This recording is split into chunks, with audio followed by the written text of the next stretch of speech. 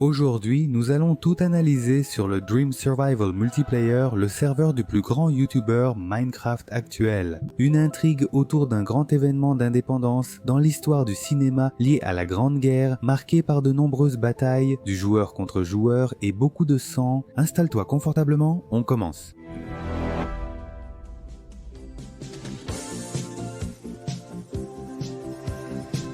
Avant de commencer, je précise que la plupart des infos de cette vidéo viennent de la page Dream Survival Multiplayer Fandom et des vidéos d'Ivan MC Gaming. Et donc, avec les crédits dûment attribués, nous pouvons partir à l'aventure. Beaucoup ignorent ce qu'est le Dream Survival Multiplayer, c'est pourtant un concept simple. Dream Survival Multiplayer est un serveur Minecraft similaire à un jeu de rôle sur table, bien que cela n'ait pas été l'idée initiale. À la sortie de la mise à jour Net R1.16, il a rejoint son ami George, aussi YouTuber, pour explorer le monde. Il l'avait créé pour s'amuser et lors des premiers lives diffusés pendant l'aventure, il n'interprétait rien. C'était juste deux bons amis explorant le monde comme dans un mode survie normal. Quelle est l'essence de Minecraft d'Ujimato jusqu'à aujourd'hui? La différence qui a rendu le Dream Survival Multiplayer si célèbre, c'est qu'après un certain temps, ils ont commencé à écrire le scénario d'une histoire médiévale qui se développerait sur le serveur. Même si des éléments clés sont planifiés, chaque phrase des youtubeurs n'est pas jouée, ce qui est très positif. Une série brésilienne célèbre a aussi suivi ce schéma, comme The Walking Crafty, avec des interprétations authentiques et des événements prévus, comme l'enlèvement de Rezende.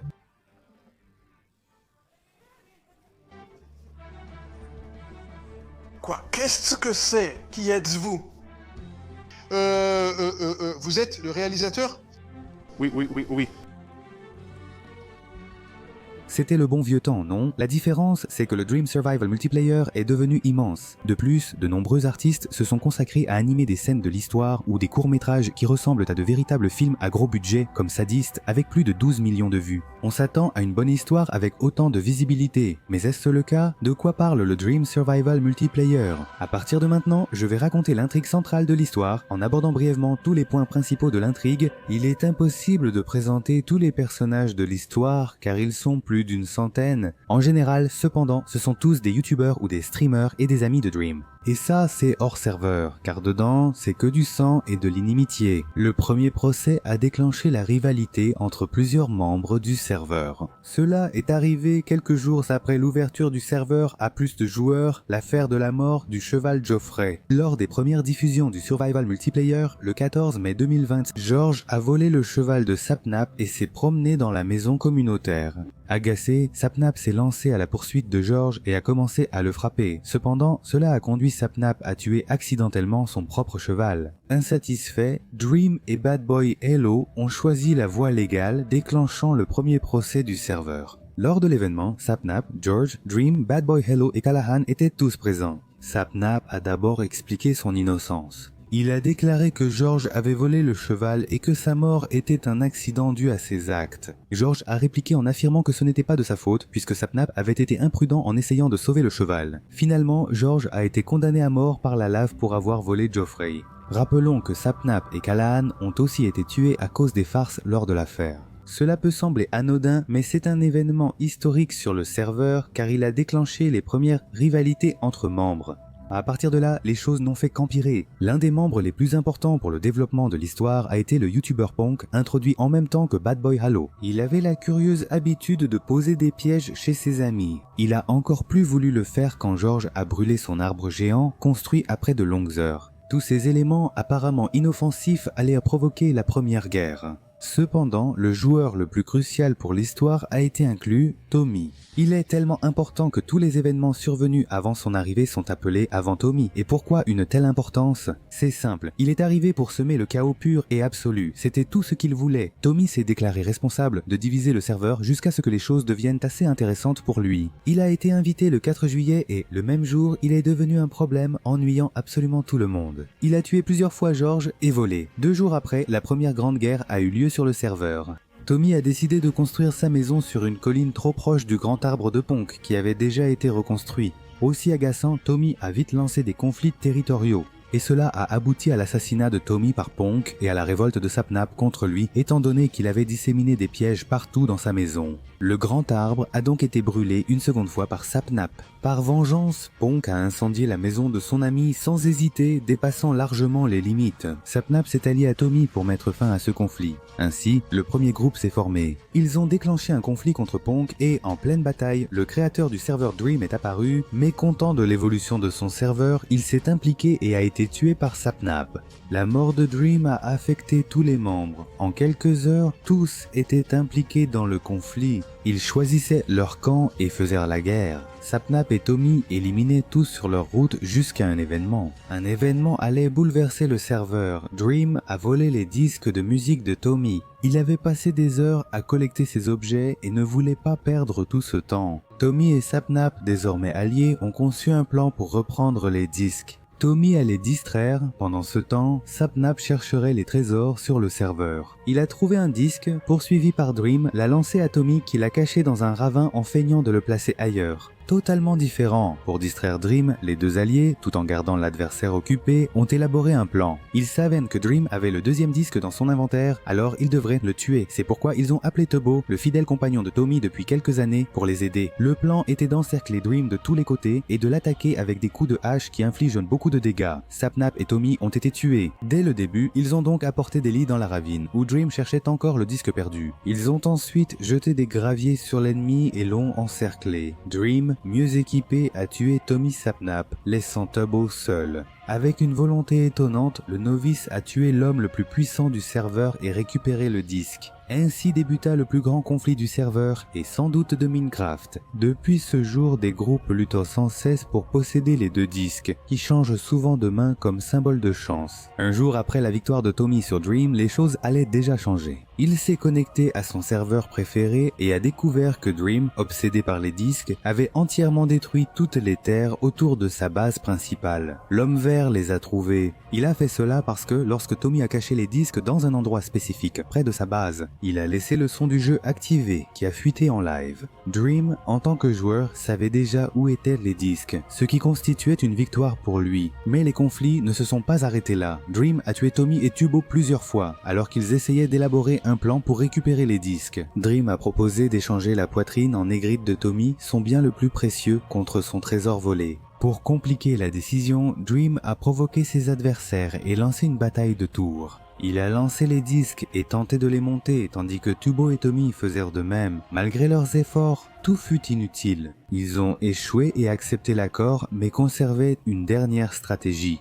Quand Dream et Tommy ont lâché les disques et la poitrine, Tubbo les a récupérés puis s'est déconnecté. Pendant que son ennemi était distrait, Tommy a récupéré la poitrine et s'est aussi déconnecté. Après de nombreuses tentatives infructueuses, ils avaient gagné. Ou du moins, c'est ce qu'ils pensaient. Il a été révélé peu après que les disques que Dream avait donnés étaient des faux. Le meilleur joueur du moment ne se laisserait pas piéger si aisément. Le lendemain, Tommy et Tubbo avaient un plan. Ils pensaient que les vrais disques se trouvaient dans la base souterraine de Dream, mais ils n'avaient aucune idée de son emplacement. Ils ont utilisé un bug de rayon X pour voir à travers les murs et trouver la base. Leur plan a très bien marché.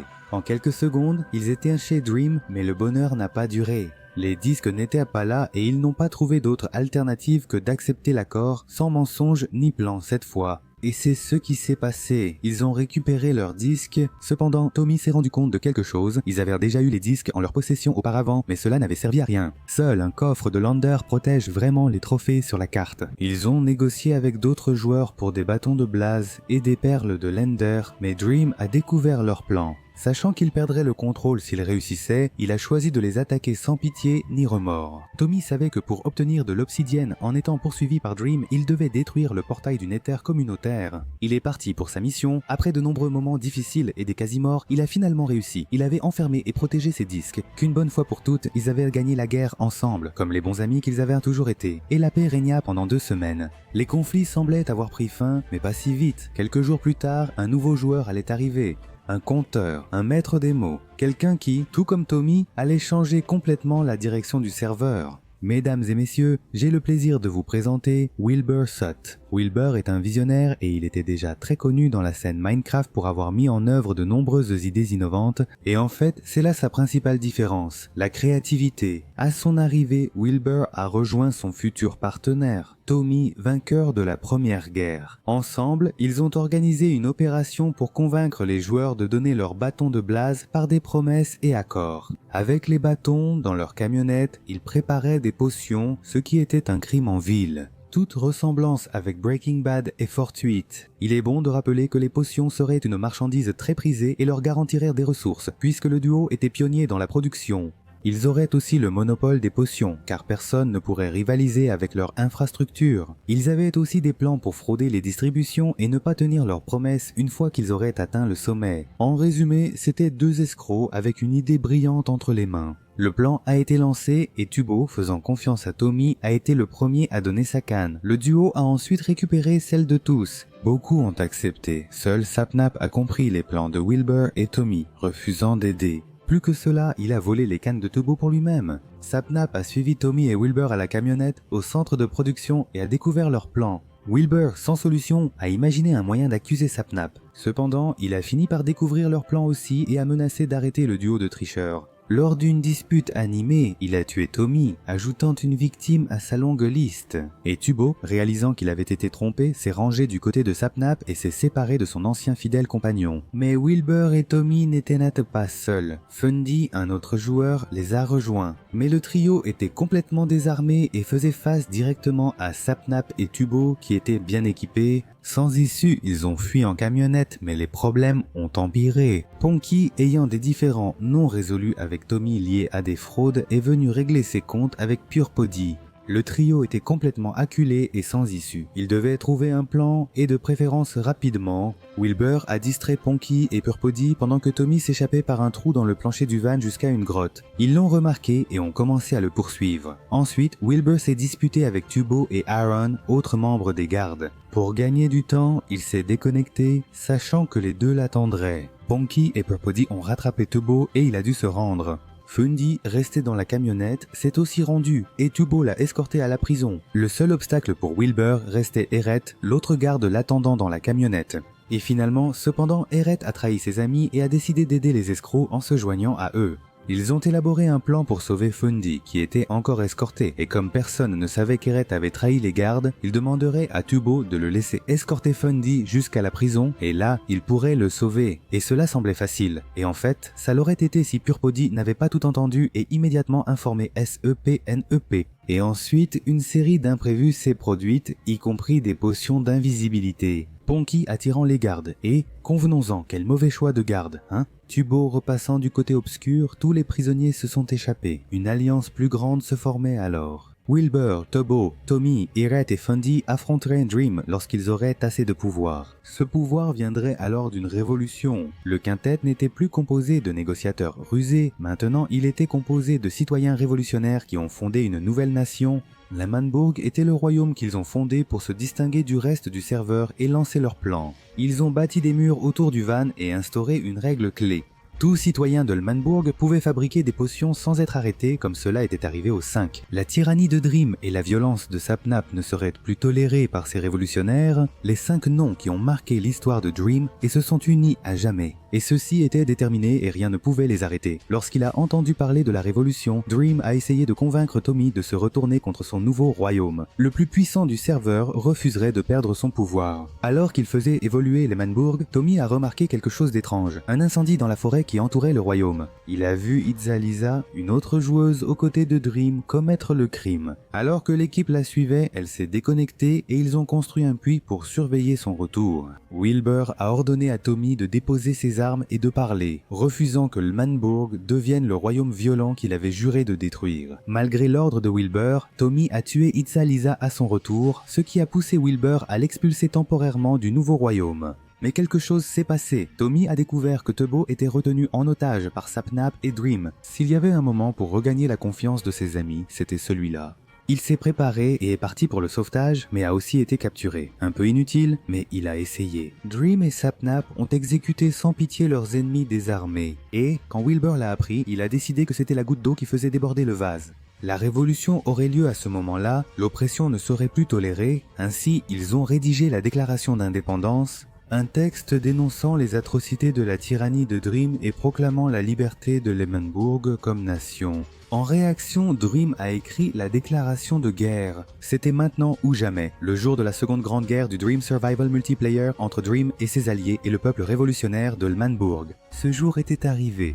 Peu importe le résultat, une chose était certaine pour tous sur le serveur, des changements et beaucoup de sang étaient à venir. Et ce qui vient ensuite, mes amis, c'est le 4 août, le jour de l'indépendance. Dream avait exigé la veille que des drapeaux blancs soient accrochés aux portes de l'Emmenbourg.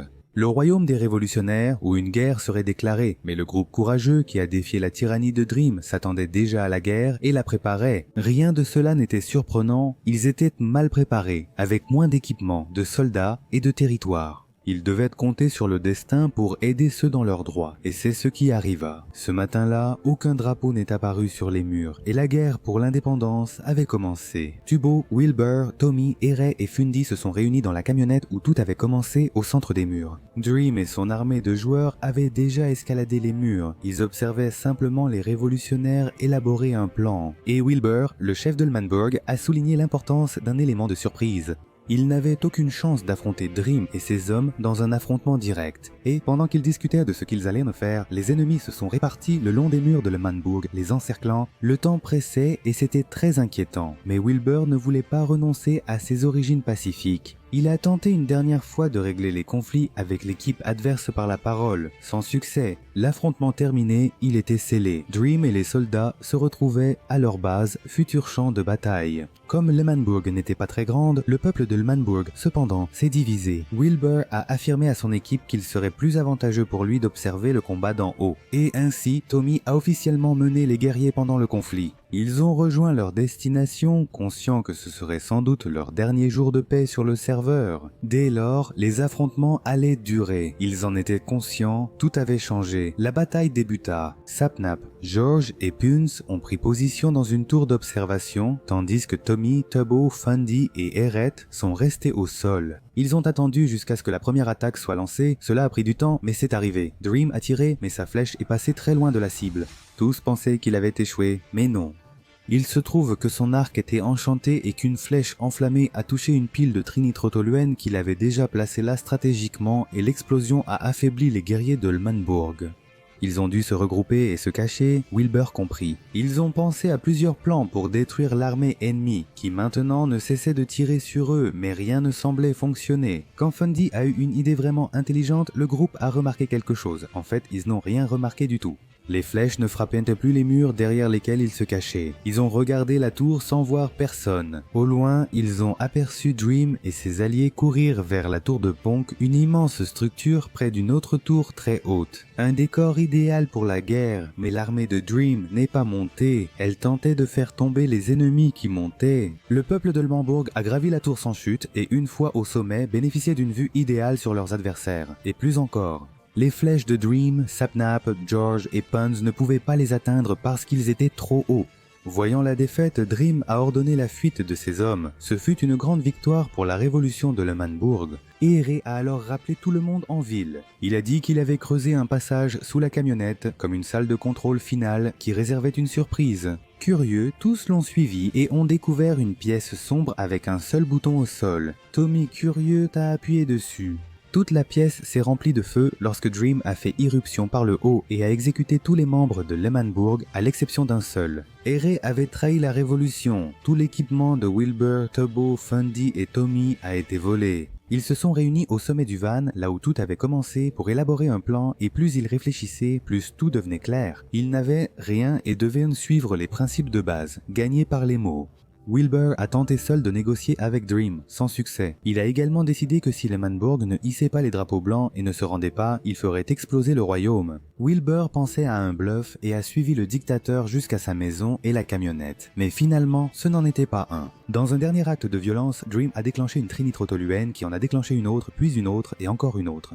Et, en un clin d'œil, l'Emmenbourg n'existait plus. Désespérés, Wilbur et Tommy sont allés négocier la reddition, mais Tommy a fait une ultime proposition avant la fin. Un ultime duel entre lui et Dream déciderait du serveur. Contre toute attente, Dream a accepté. Si Tommy gagnait, Manbourg serait indépendant. S'il perdait, ils perdraient leur liberté et devraient obéir à leur pire ennemi. L'un des disques de la Première Guerre aux règles simples. Ils auraient chacun un demi-cœur, feraient 10 pas, se retourneraient et tireraient à l'arc, comme au Far West.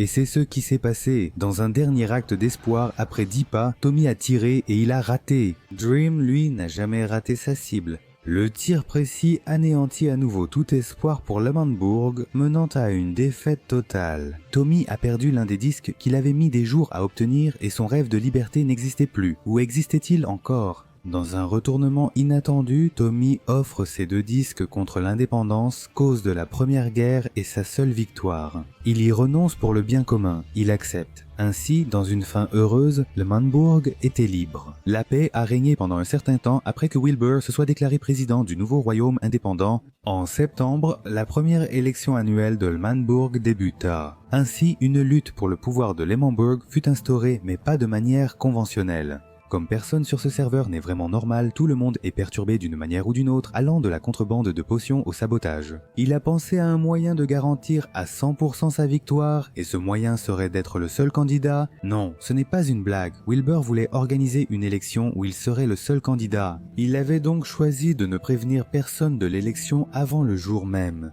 Et ainsi, il serait le seul à s'inscrire et il gagnerait avec tous les votes. Wilbur expliqua son plan à Tommy, son acolyte, et organisa l'événement. Et quand je dis que rien ne marche du premier coup, je suis sérieux. Ils n'ont parlé de l'idée à personne, à une seule exception près. Quackity était un nouveau joueur, mais il s'est forgé l'une des personnalités les plus fortes du serveur, la quête du pouvoir. Il voulait tout contrôler à chaque occasion qui se présentait.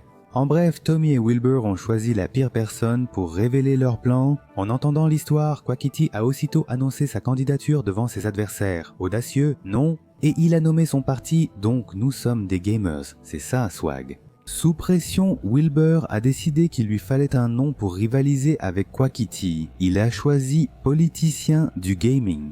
POG, oui, ça devient de mieux en mieux. Après cela, Swag et POG ont commencé à gagner des voix parmi les joueurs du serveur. Tommy et Wilbur ont vu que Quackity recrutait les plus influents et ont décidé de diffuser de fausses informations pour affaiblir le parti. Swag, apprenant les fausses informations, Quackity s'est insurgé et a exigé un débat immédiat. Voilà ce qui s'est passé. La première phase du débat a débuté. Quackity contre Wilbur. Quackity a déclaré que sous la direction de Wilbur, Manbourg excluait beaucoup de personnes, y compris lui-même, ce qui était vrai. Il a dit que s'il était élu, il changerait cela et que les portes de Manbourg seraient toujours ouvertes. Wilbur a déclaré que le peuple originel de Manbourg avait toujours été persécuté sur le serveur. Pour cette raison, ils refusèrent l'accès à leur territoire sacré et le débat s'est poursuivi. Et par peur de perdre, Tommy a soudoyé Carl, le joueur qui dirigeait le débat, pour aider le parti, Pog. Leurs plans ont été découverts et le chaos s'est installé.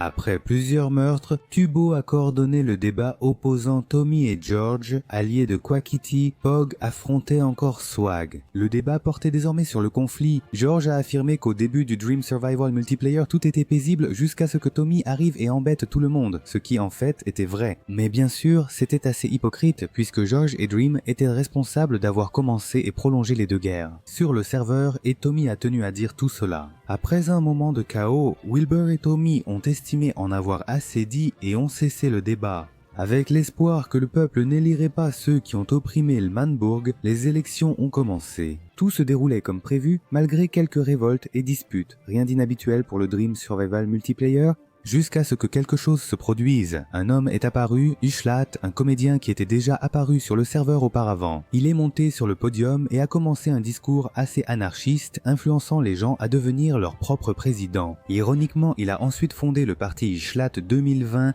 bien sûr un peu égocentrique, mais juste un peu. Wilbur ne voulait pas accepter qu'un parti soit créé le jour des élections. Mais il n'avait pas le choix car les joueurs se sont révoltés. Un autre parti s'est alors présenté. En coulisses, Acre a signé un accord avec Ishlat. J-Schlatt. Si POG gagnait, il combinerait les votes de Swag et J-Schlatt 2020, créant un nouveau parti avec J-Schlatt comme président et Quackity comme vice-président. J-Schlatt a accepté et le vote a débuté sur Twitter. Plus de 200 000 personnes avaient voté le lendemain et Wilbur a commencé à lire les résultats en public. En quatrième, avec 9% des voix Coconut 2000 Vink de Founding, que je n'ai pas mentionné car cela n'a rien changé. C'était presque un duel solo en 2018 avec tout le respect. En troisième place, Slatt 2020 avec 16%, en deuxième Swag avec 30% et en première POG avec 45% des voix. Comme je l'ai déjà dit, l'accord existait toujours. Les voix de Slatt et Swag combinées donnaient un total de 46%, soit seulement 1% de plus que POG. En moins de 24 heures sur le serveur, Schlatt devint président de Manbourg. Son premier discours fut désastreux. Son premier acte en tant que président fut de bannir Tommy et Wilbur de Manbourg. Exactement. Les amis sont passés de dirigeants de la nation à ennemis de leur propre royaume en quelques secondes. Ils ont fui par un tunnel souterrain et construit un abri à quelques centaines de mètres de la civilisation. Ils ont dû repartir de zéro, pleurant sous la douche. À cause de l'exil, Slatt a fait un autre discours. La mesure suivante était plus menaçante, détruire les murs protégeant le royaume depuis toujours. Tommy et Wilbur se sont réunis sur une colline voisine pour regarder leur propre royaume tomber sous leurs yeux. Là-bas, ils ont choisi d'agir, mais jamais seuls. Tommy avait un vieil ami, pas un ami ordinaire. Bien loin de là, cet ami, avec Dream, était considéré comme le meilleur joueur de Minecraft, célèbre pour avoir gagné un 3 contre 21 et même battu Dream en combat à mort. J'ai le plaisir de vous présenter un nouveau membre qui allait changer le Dream Survival multiplayer, Technoblade. Wilbur et Tommy ont fondé une base secrète dans un ravin. Tubo, ex-membre de Manbourg, les a rejoints comme espions. Pogtopia a été créé, un nouveau royaume, pour contrer l'oppression à Manbourg, qui ne portait même plus ce nom désormais. J-Schlatt avait brûlé le drapeau et changé le nom du royaume en Manbourg, effaçant toute trace de la présence de Tommy et Wilbur. Le peuple de Manbourg craignait déjà son gouvernement dictatorial, et à mesure que Pogtopia menaçait J-Schlatt avec des panneaux disséminés dans le royaume, le peuple a commencé à soutenir la révolution. Par crainte de perdre d'autres personnes, Schlatt a proposé un festival pour célébrer ses avancées. En élargissant les frontières de l'ancienne Manbourg, un passage secret souterrain a été construit du royaume de Pogtopia jusqu'à Manbourg. Technoblade, Tommy, Wilbur et Tubo étaient d'accord. Le jour du festival était parfait pour l'attaque finale, mais Wilbur s'était corrompu, après avoir vu son ancien royaume se retourner contre lui et les murs être abattus. En plus de son propre exil, il ne voulait plus sauver le Manbourg, il voulait la détruire et si elle n'était pas à lui, elle ne serait à personne. Et ainsi, il s'est allié à l'ennemi qui craignait l'expansion rapide de Manbourg. Il s'est allié à Dream et a fourni toute la trinitrotoluène et la redstone, c'était le moment décisif. Mais le jour du festival, voyant ses amis heureux, Wilbur a faibli. Il a appelé Tubo et confié le destin de Manbourg à ses mains. S'il finissait son discours par ouvrir les guillemettes que le festival commence, Wilbur ferait exploser toutes les trinitrotoluènes cachées sous Manbourg. Oui, il l'a dit ainsi. Mais, avant qu'il ne puisse quitter la scène pour ne pas être pris dans l'explosion, il a été emprisonné par Schlatt et Quackity. Et puis, un rebondissement est arrivé. J'ai dit que cette série ressemblait à Game of Thrones. Ce n'était pas un festival, mais une exécution. Schlatt savait que Tubbo espionnait et il a ordonné à Technoblade de se révéler et de le tuer.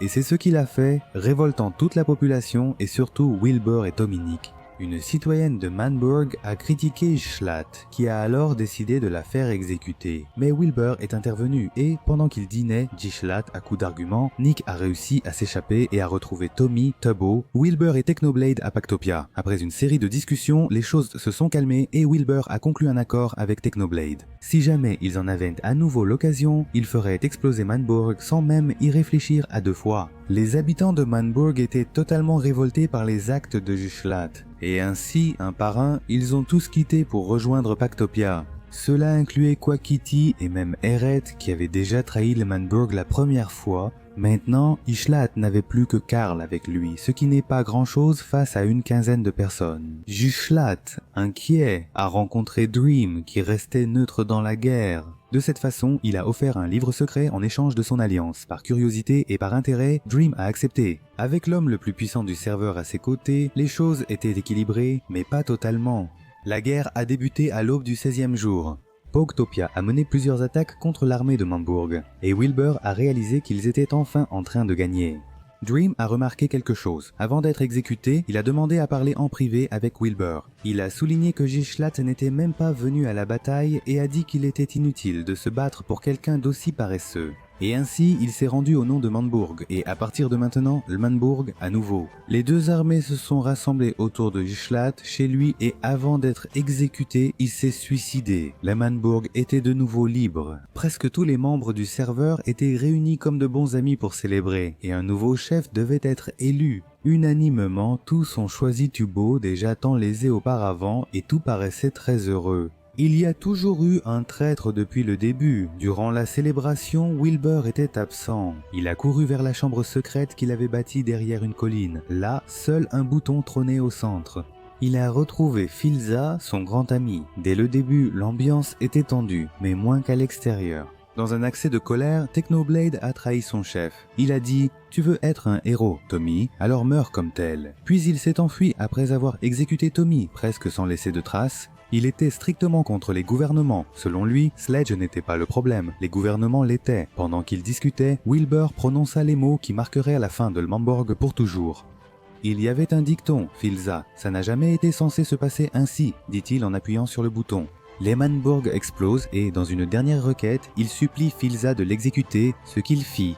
Tout était fini. Le Manbourg, uni une dernière fois, était détruite et plongée dans le chaos. Les combats étaient vains et les victoires étaient fausses. Il ne restait que les ruines de l'ancien royaume de liberté. L'histoire se poursuit alors que Tubo affronte conflits et manipulations pour reconstruire la ville. Dream Survival Multiplayer est sans doute ma série YouTube préférée. On peut continuer. À ce moment, la série traversait une période de calme car Sledge était hors jeu après sa mort. Dans l'épisode précédent, Technoblade a trahi les révolutionnaires et s'est enfui et Dream était porté disparu. Donc, pour l'instant, il ne reste plus rien. Il revenait à Tubo la mission de reconstruire la ville, puisqu'il avait sacrifié beaucoup de choses pour en arriver là. Il ne comptait plus que sur la confiance en Tommy. Quelques explosions ne détruiraient pas l'héritage qu'ils avaient bâti. Le lendemain, ils réunirent les citoyens restants et entamèrent la reconstruction. En peu de temps, le Manbourg retrouva une paix inégalée.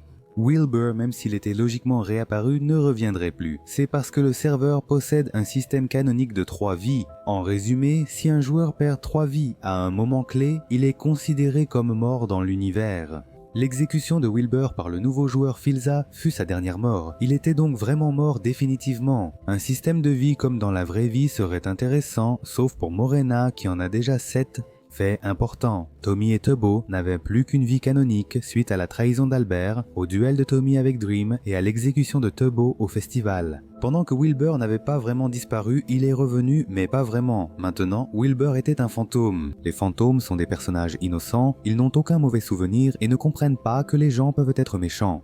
Le fantôme Wilbur n'avait qu'un but, se faire plus d'amis et progresser. Le Manbourg, la ville où il vivait, dans une librairie dans les égouts. Tommy, en revanche, n'allait pas très bien.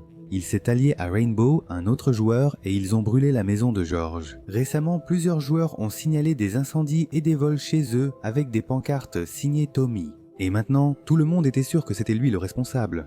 Dream furieux est allé à Manbourg et a encerclé la ville portuaire d'un mur d'obsidienne. Tous les joueurs se sont connectés pour comprendre la situation. Pendant qu'ils interrogeaient, Dream leur demandait juste de parler à Tommy. Tommy a nié toute implication dans l'incendie de la maison de George et Tubo s'est vu obligé de parler directement avec Dream. Dream a déclaré que sans sanction contre Tommy, il poursuivrait la construction de murs et de pires choses surviendraient. C'était une menace. La paix tant souhaitée par Tubo allait disparaître. Dream a alors suggéré d'exiler le créateur de la ville. Le président Tubo était tiraillé, trahir son peuple ou son meilleur ami. Après de nouveaux conflits entre Tommy et Dream, la situation était grave. Puis ils ont eu une idée. Tubo a réuni la cour et Tommy a eu une idée. Au lieu de refuser ou d'accepter l'exil, ils devaient combattre Dream. Aucun d'eux n'avait de chance, mais quelqu'un en avait, isolé dans une maison au milieu de la neige. Technoblade. Il recruterait Technoblade. Tommy, Tubo, Quackity et Founding montèrent sur les murs pour annoncer la décision à l'homme le plus puissant du serveur. Tubo prit la parole et, dans un retournement de situation, contrairement à ce qu'ils avaient convenu, déclara qu'ils avaient décidé d'exiler Tommy pour le bien de Manbourg. Tous sur le mur se sont révoltés, à l'exception bien sûr de Dream lui-même, qui était très satisfait de la décision, et ainsi, sans plus ni moins, sans adieu, Tubo a exilé. Alors que Tommy était escorté hors de la ville par Dream, quelqu'un les a rejoints, le fantôme de Wilbur, qui, à partir de ce moment-là, serait son seul ami. C'est compliqué quand ton seul ami est le fantôme d'un terroriste qui a détruit ta ville, mais c'était tout ce qu'il avait. Et ensemble, les trois ont traversé des déserts, des montagnes, des centaines de blocs, des océans, jusqu'à ce que Dream juge qu'ils étaient assez loin. Il l'a forcé à dormir pour qu'il marque le point de réapparition là. Et ensuite, il lui a fait détruire tous ses objets et il est parti, laissant le fantôme et Tommy seul. Le fantôme de Wilbur a donné à Tommy une boussole qui, selon lui, indiquerait toujours la direction de Tubo où qu'il soit. Et les jours sont devenus des semaines, et à chaque fois qu'il progressait, Dream revenait à l'abri et détruisait tous ses objets, encore une fois. Tommy se demanda si Dream était vraiment si mauvais, car avec le fantôme de Wilbur, il était le seul à lui rendre visite souvent. Seul sans ses amis, Tommy a organisé une fête sur la plage avec le fantôme. Il a décoré, tout préparé et demandé à son ami d'inviter tous les citoyens de Lemmenburg. Quelques minutes après le début de la fête, seul Dream était arrivé. Il n'aurait tout de même pas oublié. Tommy savait que ses amis lui manquaient. Il avait besoin qu'il lui manque, mais personne n'est venu. Tommy a commencé à se sentir amer. Il pensait que les gens fêtaient son absence à Lemmenburg et que si Tubo avait été exilé, tous seraient venus le voir. Il avait perdu espoir en ses amis. Maintenant, les seuls qu'il considérait étaient Dream et le fantôme de Wilbur, mais l'esprit audacieux de Tommy ne s'est pas tu. Lorsque Dream détruisait ses objets chaque semaine, il en conservait certains. Il a construit un abri souterrain et rassemblé ses affaires, mais un jour, tout a basculé. Dream a découvert son abri et a dit que c'était sa dernière chance. Maintenant, il serait entièrement seul. Dream a détruit tout ce que possédait Tommy et lui a interdit le Nether, jurant de ne plus le revoir. Tommy était vraiment triste d'avoir perdu son dernier ami. Maintenant, il se sentait vraiment seul, juste seul. Mais tout ce temps a passé différemment. À Lemmenburg, Tubo a vu froidement son meilleur ami être exilé, mais il lui manquait quand même. Le fantôme de Wilbur est arrivé avec un cadeau, une boussole qui selon lui indiquerait toujours la direction de Tommy.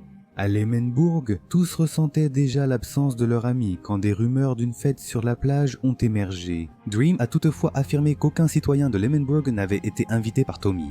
Très déçu et contrarié, Tubo a décidé de nier cela, pensant que Tommy leur en voulait tous. Et donc, pendant que Tommy attendait patiemment ses amis, Tubo et tous les autres luttaient contre l'envie de rendre visite à leurs compagnons. Dream était, sans aucun doute, un homme très mauvais. En attendant Tommy à Lemmenburg, Tubo, Quackity, Fauna et Humble décidèrent de revoir leurs priorités. À l'époque, seules deux menaces existaient pour Lemmenburg, Dream et Technoblade. Ils ne voulaient pas renverser Dream car leur relation était pacifique depuis l'exil de Tommy. Mais Technoblade était un problème, ils étaient sûrs qu'il préparait une prochaine attaque. Et donc, pour le retrouver, ils ont créé l'armée des bouchers, un groupe de bouchers puisque Technoblade était un cochon. Selon les rumeurs, seul Filza, meilleur ami et exécuteur de Wilbur, connaissait sa localisation. Par hasard, Filza résidait à Lemmenburg. Ainsi, l'armée des bouchers s'est rendue à la résidence pour interroger le jeune homme. Ils ont alors cherché des preuves sur la localisation de Technoblade. Après quelques secondes, Tubo a trouvé une boussole pointant vers l'abri de Technoblade, utilisée par Filza comme guide. Désormais, cet objet servirait à guider l'armée jusqu'à la maison de l'anarchiste. Cependant, pour Technoblade, la situation était différente. Il s'est enfui et, aidé par Filza, a déplacé ses affaires dans une cabane isolée au milieu de la neige. Et là, il vivait paisiblement, retiré de ses méthodes violentes, jurant de ne plus jamais nuire à qui que ce soit de cette manière. Il ne voulait que la paix, mais ce n'est pas ce qu'il a reçu. Le Quatuor a envahi sa terre et a affirmé qu'il l'exécuterait.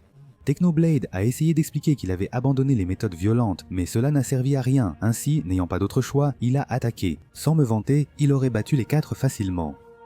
Il a tué Tubo et Founding sans être blessé. Quackity pensa alors que Carl, le cheval de Technoblade, était son unique ami et écuyer. En réalisant que la vie de son compagnon était entre leurs mains, Technoblade s'est rendu et a été emmené au port de Lemmenburg pour être exécuté.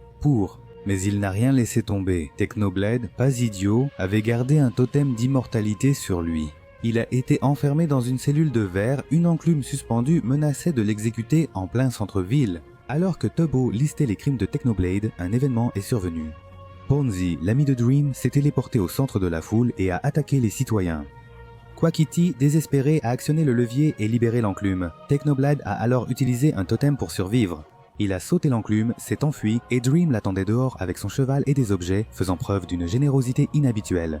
Technoblade avait une armure complète en fer et une pioche en éthérite.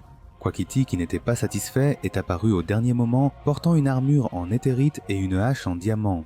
Dans un combat pas si compliqué, Technoblade a gagné. Évidemment, c'est Technoblade. La légende ne connaîtrait jamais la mort. En joueur contre joueur, Technoblade ne meurt jamais. Après avoir vaincu son ancien compagnon révolutionnaire, il est rentré chez lui à cheval.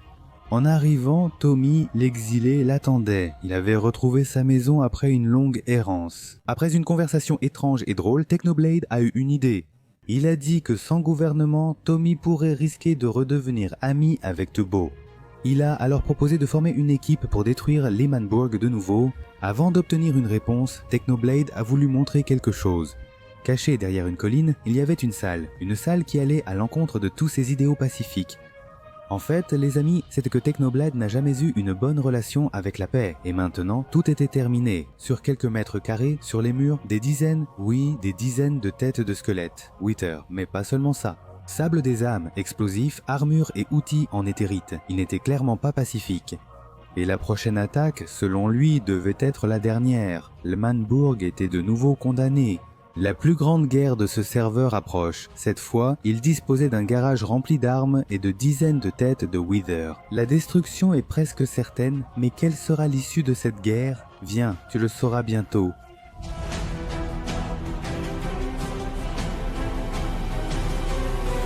Pour Tommy, cela signifiait trahir le manoir, mais il était amer. Et d'après ce que Dream avait dit, ils l'avaient tous abandonné et il ne s'en souciait plus. Et le grand Technoblade, malgré ses efforts pour une vie paisible, les citoyens de Lehmanburg l'ont capturé et tenté de l'exécuter. La violence était la seule langue comprise ici et ce monde la maîtrisait. À Lehmanburg, l'armée du boucher était furieuse. Ils ont réalisé que Technoblade n'aurait jamais pu s'échapper de l'exécution. Si ce n'était pas grâce à Dream, Dream aurait été le premier à attaquer le royaume. Dream a été celui qui a donné les explosifs à Wilbur pour qu'il détruise la ville.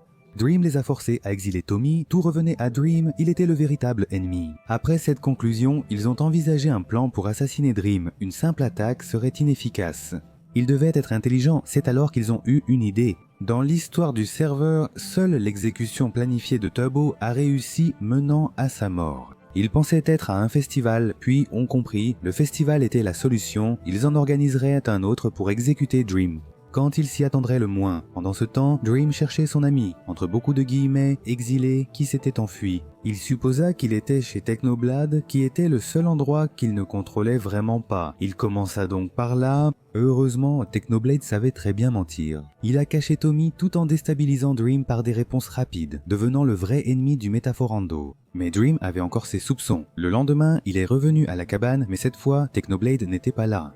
Il n'y avait que Tommy et le fantôme de Wilbur qui devaient trouver un moyen de mentir. Même étant la créature la plus pure qui existe, il a essayé. Quelqu'un ignorant la méchanceté n'est pas un bon manipulateur. Dream pensait que Tommy était dans la cabane, mais il est parti. Le lendemain, lors du festival Double Quackity, Humble et Founding étaient inquiets pour leur plan, mais restaient confiants. Pendant ce temps, Technoblade et Tommy se préparaient à retourner à Lehmanburg et à assister au Festival des Ombres puisqu'ils n'avaient pas la permission d'entrer. À l'heure prévue, tous étaient là sauf une personne. Dream, cela n'avait aucun sens, aucun membre de l'armée n'avait divulgué le plan d'exécution. Butcher Dream devait juste être en retard, non? La réponse est vite arrivée. En armure de néthérite, Dream a commencé à rebâtir les murs d'obsidienne détruits après l'exil de Tommy. Inquiets, les citoyens se sont approchés, accompagnés de Technoblade et Tommy avec des potions d'invisibilité. Dream a affirmé à tort que Tommy avait détruit la maison de la communauté et l'a accusé. Il a imaginé les pires horreurs pour forcer le joueur invisible à apparaître, ce qui s'est produit. Et il a commencé à parler, révélant sa présence. Il a dit que tout ce qui avait été dit était un mensonge et il a commencé à se disputer avec Tubbo, son meilleur ami. À la fin d'une vive discussion, il a dit « Les disques sont plus importants que toi. Ça a toujours été assez méchant, n'est-ce pas ?» Et il l'a regretté. Il a alors suggéré que Tubbo rende le disque à Dream pour se racheter, ce que Tubbo a fait. Dream a explosé à ce moment-là. Il a révélé qu'il avait détruit la maison de la communauté et qu'il détruirait le Manwork. Le lendemain, il a dit qu'il faisait seulement semblant d'être ami avec les membres du royaume pour obtenir le dernier disque de la collection, et maintenant qu'il l'avait, plus rien d'autre n'importait. Il a aussi révélé comment il connaissait le plan, Humble était un traître. Dès le début, il a vivement critiqué Tubbo, le qualifiant de président le plus idiot du serveur. Pour avoir livré la seule chose qui protégeait la ville directement entre les mains de l'ennemi, il s'est finalement allié à Technoblade, laissant une nuit aux citoyens pour dire adieu à la ville. La fin était très proche, mais ils n'étaient pas prêts à abandonner, mettant de côté toutes les différences qu'ils avaient entre eux. Ils ont utilisé cette nuit-là pour rassembler des ressources. Cependant, certains n'ont pas choisi leur camp. Beaucoup pensaient que le man devait tirer une leçon, dont Fandy, ex-membre de l'armée Butcher. Et par un dernier acte de rébellion, il a détruit toutes les provisions que le peuple avait réussi à obtenir. Pendant la nuit, Philza, qui avait failli voir son meilleur ami mourir, a rejoint le camp sombre. Technoblade et Dream. Le lendemain, voyant les provisions détruites, Tommy comprit que c'était fini. Dream avait couvert les cieux de Le Man avec de la trinitrotoluène et vidé toute l'eau pour permettre l'explosion. Technoblade avait plus de 20 Withers à ses côtés. Ils n'avaient aucune chance et n'avaient pas le même. Après avoir été massacré, Dream a appuyé sur le bouton qui lançait les trinitrotoluènes. En un clin d'œil, le Manwork n'existait plus. Et cette fois, c'était pour de bon. Sans reconstruction ni paix, il détenait tout le pouvoir. Le peuple, découragé, n'avait plus de raison de lutter. Quackity, Tubbo, Tommy et le fantôme de Wilbur ont chanté l'hymne de Le Man. Observant la destruction, du haut de la plateforme d'où les trinitrotoluènes avaient été lancés, même si Dream avait détruit tout son rêve, Tommy se sentait bien, ayant retrouvé ses amis, surtout Tubbo. Mais ce n'était pas tout ce qui comptait. Comme pendant la première guerre, Dream possédait les disques et le duo Tubbo et Tommy voulait les récupérer. Ainsi, finir. Tout ce qui avait commencé leur donnerait les disques.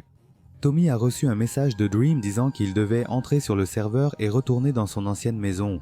En arrivant, il a vu un coffre avec une pancarte indiquant que seuls Tommy et Tubbo devaient y aller. Si quelqu'un d'autre arrivait, les disques seraient détruits à jamais. Le coffre contenait une boussole nommée « Ces disques ». Tommy savait quoi faire. Il a rassemblé Tubbo et s'est préparé. C'était leur dernière vie canonique. Ils ont fait leurs adieux à tout ce qu'ils connaissaient depuis le début du Dream Survival Multiplayer. Prêts à partir, ils ont vu un mouvement étrange sur la route principale. Tous les joueurs du serveur étaient réunis pour des adieux honorables. Amis ou ennemis, tous étaient présents. Après une conversation émouvante avec tout le monde, Tommy et Tubbo sont partis affronter Dream, comme cela avait été depuis le début.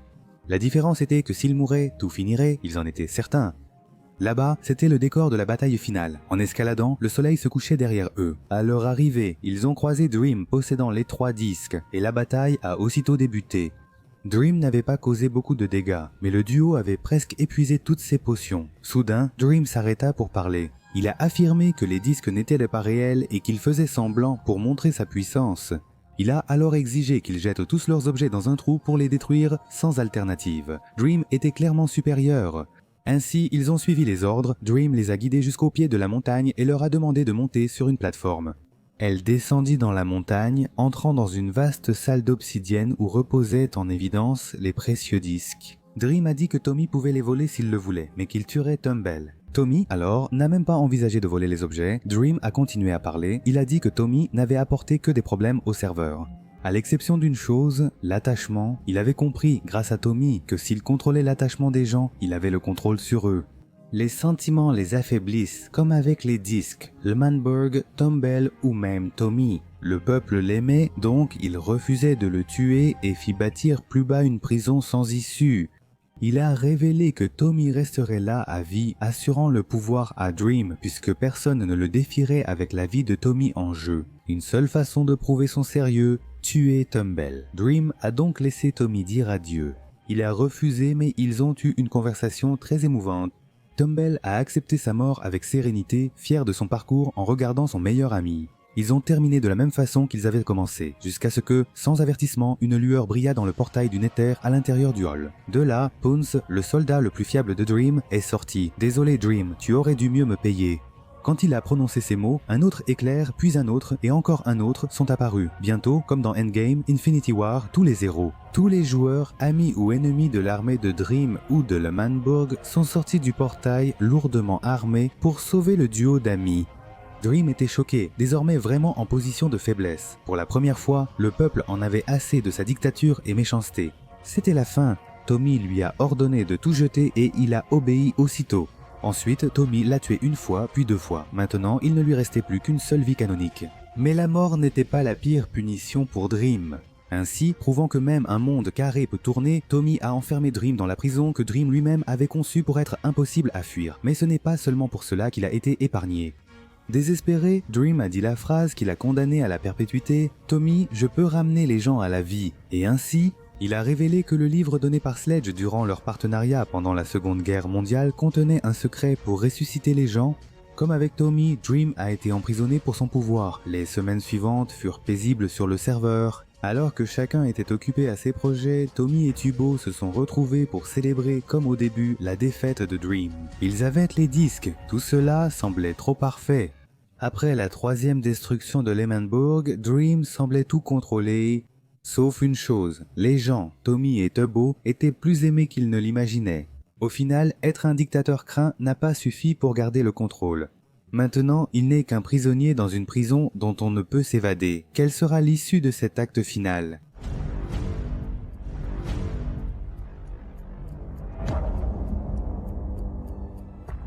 Oui, à ce moment-là, des projets avaient été lancés pour la restauration de l'ancienne L'Emmenbourg.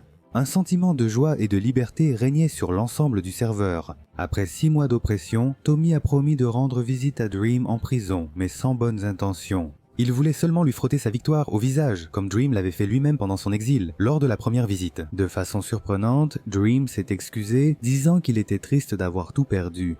Tommy pensait qu'il mentait, mais Dream affirma qu'il n'avait aucune raison, ce qui semblait logique. Puisqu'il allait être enfermé pour toujours dans une prison de haute sécurité, eh bien, même si Dream était physiquement enfermé, il y avait quelque chose que personne ne pourrait jamais lui enlever, la stratégie. Sam, responsable de la construction de la prison, en était aussi le seul gardien. Plus Sam devenait instable, plus la prison, le coffre de Pandore, devenait instable. Alors, il a commencé. La première étape fut d'attirer des alliés.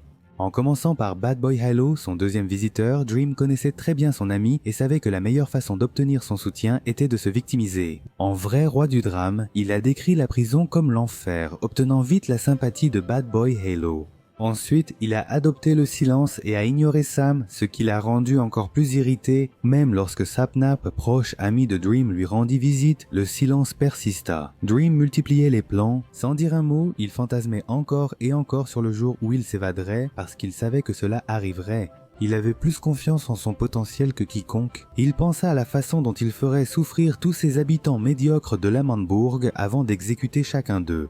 Après mûre réflexion, c'était fait. Le plan parfait, la faille de tout système de sécurité, ce sont les gens.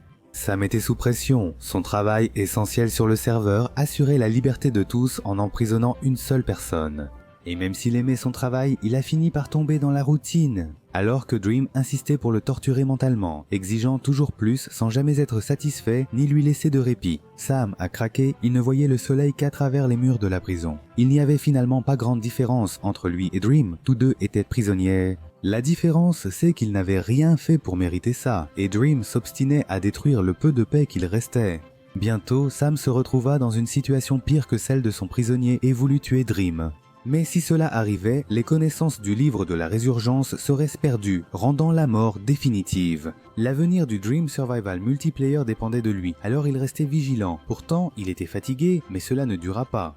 Quelques jours après l'emprisonnement, Tom a programmé une autre visite, la dernière et définitive visite, signant quelques formulaires à l'entrée, des formulaires que tout le monde devait signer pour entrer dans le coffre. Il attestait que si le visiteur enfreignait une quelconque règle, Sam avait la permission de l'éliminer sans autre conséquence. En plus d'un autre formulaire qui stipulait que si un incident survenait pendant la visite, le visiteur serait détenu pendant une période de 7 jours jusqu'à ce que tout soit clarifié et résolu. Tom voulait que ce soit sa dernière visite, il était là pour ça. Dire au revoir à Dream, il avait trop vécu dans l'ombre de son ami et devait avancer.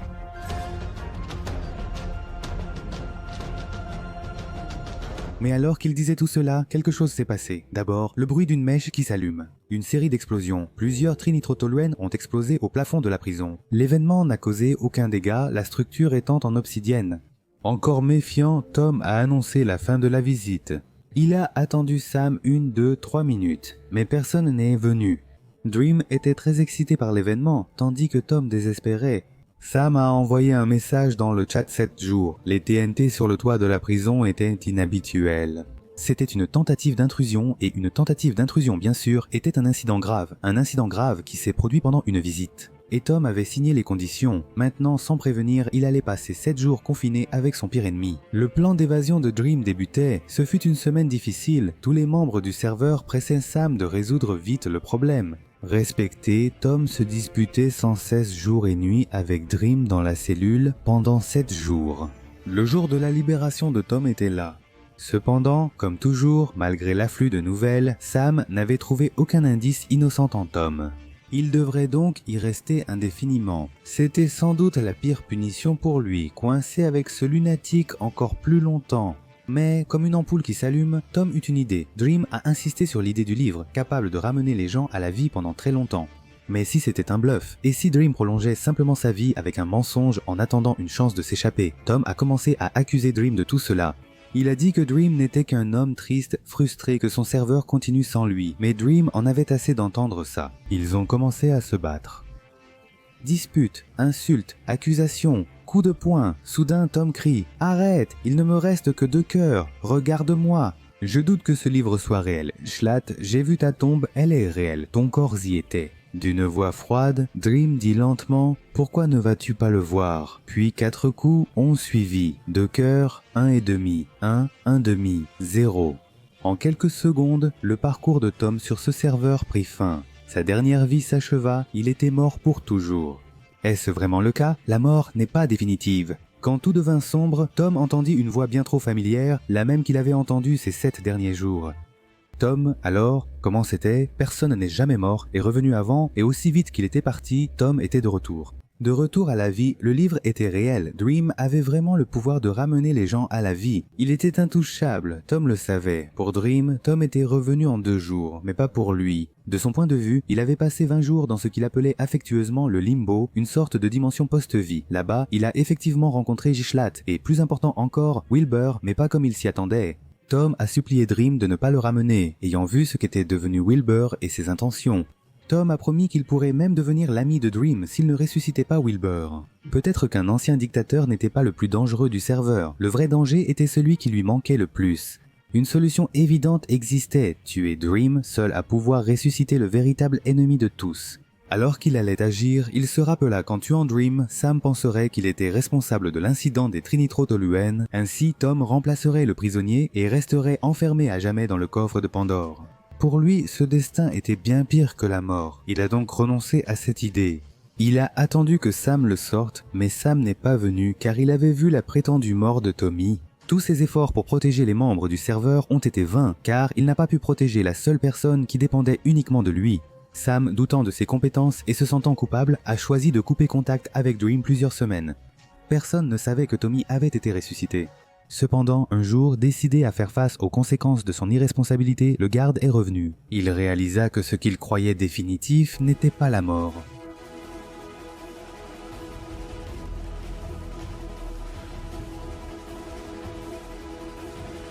Tommy est sorti de prison, des mémoriaux et statues étaient dispersés partout sur le serveur en son honneur. Tous étaient en deuil de la perte d'un membre très aimé du Dream Club de plongée, mais soudain, il revint. Les choses avaient changé à jamais. Tommy ne pouvait laisser Dream jouer à Dieu. Il a expliqué à Tubo et Humble que la seule façon de garantir la sécurité du serveur était d'éliminer Dream. Mais il serait impossible de pénétrer dans le coffre, aussi bien protégé de l'extérieur que de l'intérieur. La seule solution serait d'entrer discrètement avec des potions lors d'une visite, mais cela était impossible puisque les visites étaient suspendues après l'incident de Tommy. Mais ils ont choisi quelqu'un sans risque. Le fantôme de Wilbur. Étant un fantôme, il avait des vies infinies. Il ne courait aucun danger pendant la visite. Après une longue discussion, Sam a laissé entrer le fantôme. Ainsi, Tommy, après avoir revu le plan et s'être assuré que tout irait bien, s'est infiltré dans le coffre-fort. Tout se passait comme prévu, le plan était infaillible. Tommy resterait discret et le fantôme de Wilbur ne risquait rien. Ainsi, ils ont traversé le pont. Tommy brandit son arme quand Sam ordonna soudainement l'arrêt. Tommy manquait de recul pour agir et Sam vit la hache. Quand Tommy l'a attrapé, il l'a vu à travers son corps invisible. Tommy n'en croyait pas ses yeux. Il était sur le point de mettre fin au tourment du serveur. Il ne pouvait plus échouer. Après s'être révélé, Sam a dit à Tommy de retourner de l'autre côté de la rivière de lave, loin de Dream. Tommy savait que s'il n'obéissait pas, Sam avait la permission de le zégoter une bonne fois pour toutes. Le cœur lourd, il est parti, laissant le fantôme de Wilbur seul, puis a parlé avec Sam de tuer Dream pour finir ce cauchemar. Le prisonnier eut une idée, sa porte de sortie. Après tout, Wilbur était un fantôme. Il n'existait que si son moi original était mort. Avec ce même sourire cynique, Dream allait faire en sorte que cela ne soit plus vrai. Ouvre les guillemets. Tu m'as promis que tout irait bien, Tommy. Ferme les guillemets. Ces mots résonnèrent dans la cellule tandis que la lave descendait, séparant Tommy de son ennemi pour toujours. Mais ce n'était pas le plus important d'un aperçu qui le hanterait pour le reste de ses jours. L'être le plus pur du serveur, incapable de toute méchanceté. Désespéré sur l'épaule du pont, implorant pour vivre, cela divertissait Dream. Tommy a vu son ami disparaître. Le fantôme de Wilbur était mort, mais cela n'était possible que dans une seule condition. Sans vie infinie, sa mort devait avoir une cause. Une menace bien plus grande qu'un fou enfermé dans un coffre. Quelque chose de plus grave que le bombardement d'une ville et sa destruction pour la 3e fois, Wilbur Soot était en vie. Il était resté plus de 13 ans dans les limbes, mais maintenant il était à Lemenburg, la même ville qu'il avait fait exploser de ses propres mains. C'était désormais un homme aux cheveux blancs et cicatrices. Après tant d'années, il a pu croiser le regard de ses anciens amis et sourire. Il était la personne la plus heureuse du monde simplement parce qu'il était en vie. Même si le serveur était détruit, le soleil se levait à l'horizon. Après 13 ans dans les limbes, Wilbur retrouvait la vie pour la première fois. Pour lui, les choses venaient de commencer. Tommy a fait confiance à Wilbur et lui a présenté à nouveau le serveur. Ensemble, ils ont exploré les changements survenus au fil des ans. Tout d'abord, il a expliqué que Technoblade et Dream avaient détruit la ville avec de la trinitrotoluène parce qu'ils refusaient le règne de Tommy et Tebo. Tommy a emmené Wilbur sur le toit d'un hôtel voisin pour continuer à parler des changements en ville. Tommy savait que, par sa faute, il avait perdu à jamais le fantôme de Wilbur dans cette prison. Il devrait être en colère contre Wilbur, mais n'y parvenait pas. Wilbur avait des souvenirs fantomatiques provenant de son propre fantôme. Wilbur se souvient de l'exil de Tommy, de la douleur et de la manipulation, il a tout vu. Mais cela importait peu, car Dream l'avait sorti du limbe et ramené à la vie. Aux yeux de Wilbur, Dream n'était pas mauvais. Selon lui, Dream était la seule personne capable de garder les choses sous contrôle. Avec son emprisonnement, Lemenburg se retrouvait sans leader, un trône laissé vacant par sa mort des années plus tôt. Tous voulaient en ce pouvoir, mais Dream, dictateur courageux, suffisait à légitimer cette place. C'était lui qui remettait les gens à leur place. Selon Wilbur, c'est pourquoi ils ont emprisonné Dream. Peut-être que Dream était le héros, justifiant ses manipulations et tromperies par sa volonté de maintenir l'ordre. Tommy s'opposait fermement à ce point de vue. Dream ressuscitant Wilbur semblait lui avoir donné le contrôle de son esprit. Tommy savait qu'il devait trouver un moyen de corriger la vision déformée que Wilbur avait, mais ce n'était pas encore le moment.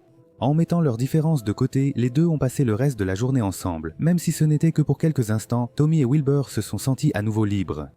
Depuis 2 mois, Dream était emprisonné, laissant le trône du pouvoir froid et vide.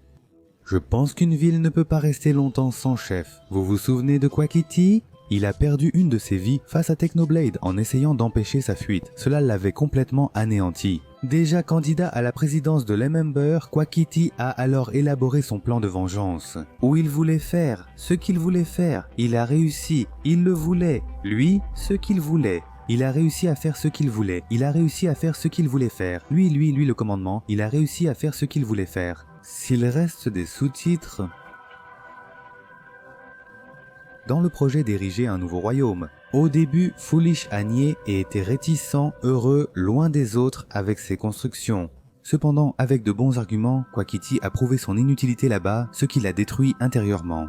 Se sentant oublié, il s'est retrouvé avec un désir insatiable de faire partie de quelque chose de plus grand. À cause de cela, il a accepté l'invitation de Quackity. Quackity a discuté avec Purebody, a créé des conflits et détruit sa maison pour le forcer. Il a finalement accepté l'invitation. Il voulait du pouvoir et se sentir important dans le nouveau royaume créé par Quackity. Il a aussi recruté Fondy, qui vivait alors très loin. Quackity savait les manipuler et convaincre. Ainsi, le soleil brillait sur Nevadas, la ville que ses premiers citoyens fondaient. Un gaz est juste apparu là-bas et a été inclus, ne me demandez pas qui c'est. Ensemble, ils voulaient devenir la nation la plus puissante du serveur. Un nouveau membre les a aussi rejoints. Sam, le garde chargé de garder Dorine en prison. Sauf que, comme vous le savez, garder Dorine en prison faisait aussi de lui un prisonnier. Cela le rendait fou, il voulait alors prendre un congé. Ensemble, ils ont bâti Nevadas, une ville futuriste aux tours lumineuses et LED, clignotantes.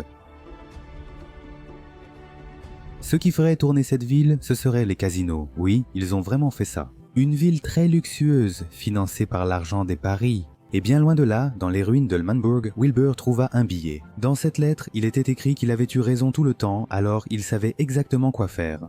Avec Tommy, ils sont allés à Nevadas et ont été choqués par ce qu'ils ont vu. Nevada était pratiquement un nouveau pays où Quackity était le président usurier et lui, en tant que leader, n'a pas accepté cela. Wilbur était une personne impulsive et imprévisible qui d'ailleurs avait détruit l'ancienne Manbourg. Il l'est. Ainsi, Wilbur a fondé Paradise juste à côté de Nevadas. Il cherchait la compétition et à vivre le capitalisme. Au centre de tout cela, Tommy était partagé entre les deux nations, chacune le réclamant et se le disputant. Il a préféré soutenir son ami, responsable de la destruction de Lemanbourg. Tommy a rejoint Wilbur à Paradise. Leur idée de départ, vendre des hamburgers pour rivaliser avec Nevadas car ils vivaient en plein capitalisme. Humble a été le premier membre à accepter de les rejoindre afin qu'ils puissent collecter des ressources et commencer le nouveau McDonald's. En contre-attaque, Quackity a convaincu Tubo de rejoindre Nevadas et de diriger le restaurant concurrent. Wilbur l'a vu comme une trahison, car Humble, meilleur ami de Tubo, était à Paradise et non à Nevadas. Quackity, vu comme manipulateur, est devenu une menace en divisant les gens et contrôlant un pays. Pour empêcher Wilbur de dominer le serveur, Humble et lui devaient agir et prendre les choses en main. Nuit pluvieuse, Quackity regarde la prison coffre de Pandore et, avec Sam, il avait un plan final à proposer. Et il explique que, même emprisonné, Dream avait un livre puissant entre ses mains, peu importe combien de murs le retenaient à l'intérieur. Il ne pourrait jamais être tué tant qu'il aurait encore ce livre. La proposition de Quackity était de faire en sorte que Dream abandonne ce livre de son plein gré, sinon il faudrait le persuader. Si Dream abandonnait, Sam, le gardien, n'aurait plus à le surveiller, ce qui signifiait la liberté. Ainsi, ils ont tous les deux décidé de mettre le plan à exécution. Ensemble, ils sont entrés dans la prison et, pour la première fois, Dream a ressenti de la peur. Sam a assuré que Quackity ne lui ferait rien, il voulait seulement le livre. Quackity possédait des gens, des terres, du pouvoir et de l'influence. Il ne lui manquait que le pouvoir du livre capable de ressusciter. Dream regardait Quackity avec du sang dans les yeux, et il montrait tous les outils qu'il portait dans son inventaire, exactement les mêmes outils qu'il utiliserait pour obtenir ce qu'il voulait. Incapable de tuer Dream, il revenait chaque jour le rapprocher de la mort. On raconte que Quackity voulait faire céder Dream en rendant sa vie infernale, mais Dream a tenu bon. Il n'a rien dit, sachant que le livre était la clé de sa survie. Les jours sont devenus des semaines et Quackity a continué à l'opprimer. Cependant, cela ne semblait pas fonctionner et tout le monde commençait à perdre patience. Dream a résisté à la pression, alors Quackity a rédigé un billet pour que Technoblade, disparu depuis des mois à Frutanev, lui rende visite. Quackity savait que, étant anarchiste opposé au gouvernement, il menaçait son royaume, Nevada. N'ayant plus de choix, Dream, épuisé, a accepté d'écrire à Technoblade. Depuis le début de Dream Survival Multiplayer, Technoblade pensait que le pouvoir pouvait transformer même la personne la plus douce. Il a fait la guerre et trahi des amis pour s'opposer au gouvernement et défendre ses idées. Pourtant, le gouvernement semblait toujours se dresser sur sa route. Sur le serveur, l'homme cochon accepterait de revenir publiquement, mais avec un excellent plan en tête.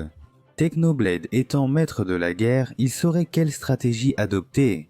Avec l'aide de son meilleur ami, Filza, les deux ont fondé le syndicat qui avait pour objectif la maison du syndicat. Ils défendraient des idées anarchistes sans chef permettant à chaque membre d'agir librement. Cependant, seulement 2 personnes ne seraient pas suffisantes. Ensuite, ils ont poursuivi leur plan de recruter de nouveaux membres, à savoir Nikki et Rambo. 4 joueurs avec pomme du syndicat ont juré de renverser tout gouvernement émergent.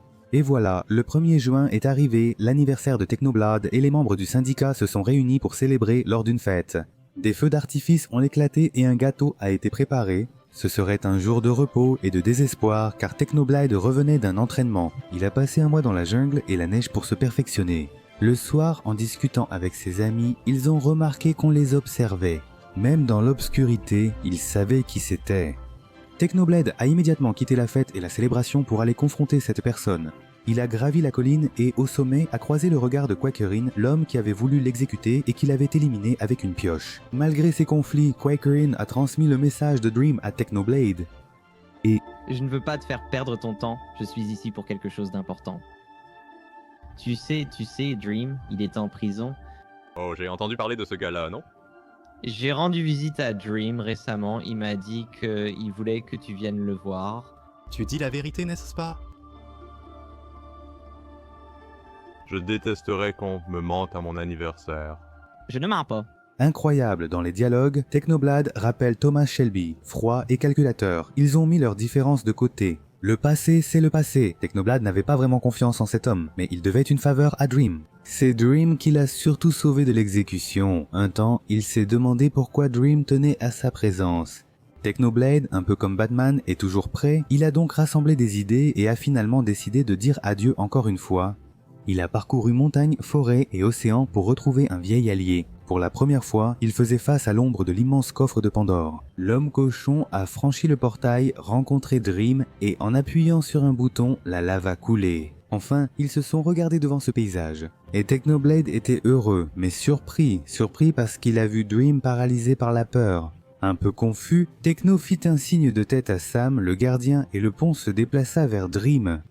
Dream Quad 9, Techno no Kitty, c'est un... Un piège, c'est un piège. J'avais un peu le pressentiment qu'il mentait, mais je devais quand même venir. Et Sam, combien de temps dois-je attendre avant de sortir? Je crois qu'un long séjour avec Dream te serait utile. Il représente sans doute la plus grande menace. Je ne défierai jamais l'autorité, d'accord? J'adore l'autorité. Tout le monde te dira à quel point Technoblade aime l'autorité. Sam, ça ne fait pas grand-chose pour changer mes opinions politiques. Kara, quel retournement! Les joueurs les plus puissants du serveur étaient désormais enfermés dans le coffre de Pandore sous haute sécurité. Ils sont restés ensemble dans le lieu le plus isolé du Dream Survival multiplayer. Seul Technoblade pouvait sortir Dream de là. Le seul espoir qu'il avait de revoir le monde lui a été enlevé. Même la dernière goutte d'espoir avait disparu. Et la prison est devenue son limbe, et plus personne n'avait le pouvoir ou l'influence pour le sauver. Il était certain qu'il resterait enfermé là pour toujours. Cependant, Technoblade n'en était pas convaincu. Pour lui, il devait forcément exister un moyen minutieux de sortir de cette situation et il mit immédiatement ses neurones en action. Il a demandé à Dream de tout écrire sur la prison dans un livre. Et ainsi, ils ont gardé l'espoir que tous les deux pourraient trouver quelque chose qui les aiderait à s'évader. Technoblade a rapidement élaboré un plan. Impossible seul, mais à deux, ils pourraient réussir. Eh bien, à l'intérieur de cette prison, il y avait des gardiens de l'océan qui leur infligeaient un effet de fatigue de minage. Chaque bloc d'obsidienne mettrait un peu plus de 24 heures à être détruit à la main. Ah, Léo. Mais pourquoi Dream n'a-t-il pas essayé de briser la prison pour s'échapper plus tôt? Même s'il l'avait fait, une alarme aurait sonné, Sam l'aurait remarqué et le plan aurait échoué. Cependant, les deux ensemble ont réussi à trouver un angle mort. Dans cette cellule, il y avait un bloc dans le coin qui n'avait pas d'alarme. Pendant que Dream creusait leur évasion, Technoblade surveillait le périmètre et alertait si Sam baissait la lave. Ainsi, dès qu'ils casseraient le premier bloc, ils devraient répéter le processus jusqu'à atteindre le fond de la prison et nager vers la liberté. Finalement, Dream a commencé à creuser, croyant que de cette façon seulement, ils auraient peut-être encore une chance de vivre une fois de plus. Les jours puis les semaines passèrent et bloc après bloc, ils sentaient la liberté se rapprocher. Et, tout comme dans la célèbre prison d'Alcatraz, peut-être que le puissant coffre de Pandore n'était pas non plus impossible à fuir. Calmez-vous, attendez.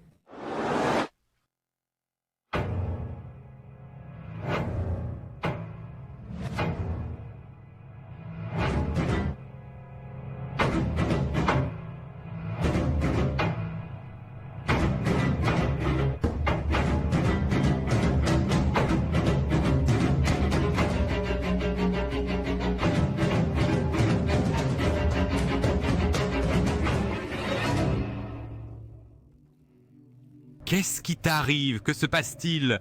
Dream rend le livre de résurrection. Ouh, je vais tuer Technoblade ici, ne fais pas ça, Dream. Si je te donne le livre de résurrection, Si Tu donnes le livre de résurrection, tu peux tuer moi et Technoblade. Où est-ce notre aide? Donc, je dois juste vous tuer tous les deux. Mais, écoute, je vais reconsidérer parce que je suis de bonne humeur aujourd'hui. D'accord, Technoblade, écoute. Tu dois convaincre ce gars de donner le livre à Dream. Tu dois absolument lui donner le livre de résurrection. Ok, je n'ai pas fini de jouer à des jeux. Tu sais quoi? On y va? On y va? Technoblade restait très drôle même dans les moments critiques, mais Quackity avait atteint sa limite et était de très mauvaise humeur. Il avait recruté et manipulé des gens, mais s'est fait manipuler par Dream et n'a pas obtenu le livre le plus puissant du serveur. Ce livre était tout ce qu'il voulait pour contrôler totalement le Dream Survival multiplayer. À l'horizon, il voyait le monde parfait rêver, peut-être y aurait-il la paix, mais Technoblade était encore sur son chemin. Depuis ce jour où il a détruit Lemanburg, Quackity détestait ce cochon. Il a puni Technoblade pour ses crimes, mais il a tout de même été éliminé. Le vrai criminel s'en était tiré, mais sa pioche lui avait laissé une cicatrice au visage. Quackity était aveuglé par la vengeance. Aussi bon que soit son plan jusque-là, il avait atteint sa limite. C'était maintenant au tour de Quackity de se venger et d'éliminer Techno, de la même manière que cela s'était produit quelques mois auparavant. Quackity va tuer Technoblade. De la même manière que tu l'as fait. J'ai une pioche et je vais la passer à travers toi, Technoblade. Non, non, non, non.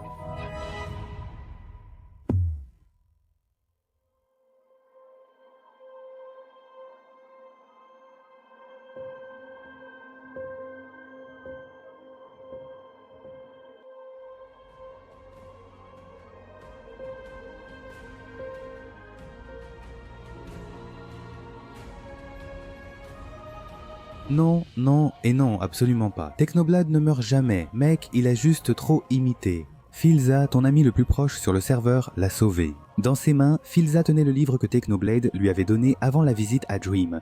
En regardant ce livre, Technoblade a souri parce qu'il savait que son plan avait fonctionné. Depuis 3 mois, notre cher cochon était enfermé avec Dream et Filza était dévasté sans lui. Il a finalement eu le courage de lire le livre d'adieu laissé par Technoblade. En lisant la première page, Filza a été choqué. Qu'est-ce qui ne va pas chez toi? Il a gravi les montagnes enneigées jusqu'à la salle du syndicat. Technoblade gardait un dernier espoir, un plan pour sauver sa vie. Chaque membre du syndicat avait laissé une perle de Lander, c'est-à-dire un téléporteur, derrière son fauteuil. Et ces perles n'ont jamais touché le sol, bien au contraire, elles sont restées en suspension flottant au-dessus de bulles d'eau. En cas de réunion urgente du syndicat, il suffisait de fermer les trappes pour téléporter tout le monde presque instantanément. Ainsi, Filza a vu son ami à un clic de distance. D'après les anges de Quack, Filza a fermé la trappe pour éliminer Technoblade et se sauver. Après avoir salué son frère, ils sont sortis ensemble rapidement par un tunnel secret menant à une réserve d'objets. Enfin, quand les portes se sont ouvertes, Technoblade a revu la lumière du soleil après 3 mois. Dès lors, il savait que son ami était enfermé dans cet endroit horrible, probablement avec Quack. Il a donc cherché comment libérer son ami de prison. Heureusement, Dream lui avait offert de nombreux livres sur le coffre de Pandore et il y a trouvé des coordonnées. À sa surprise, c'était le lieu de leur première conversation. Après avoir traversé forêts et océans, il se demandait pourquoi Dream voulait qu'il aille là-bas ou ce qui était caché sur la côte de la montagne. Et enfin, Technoblade a commencé son ascension, et la dernière, Zanoto.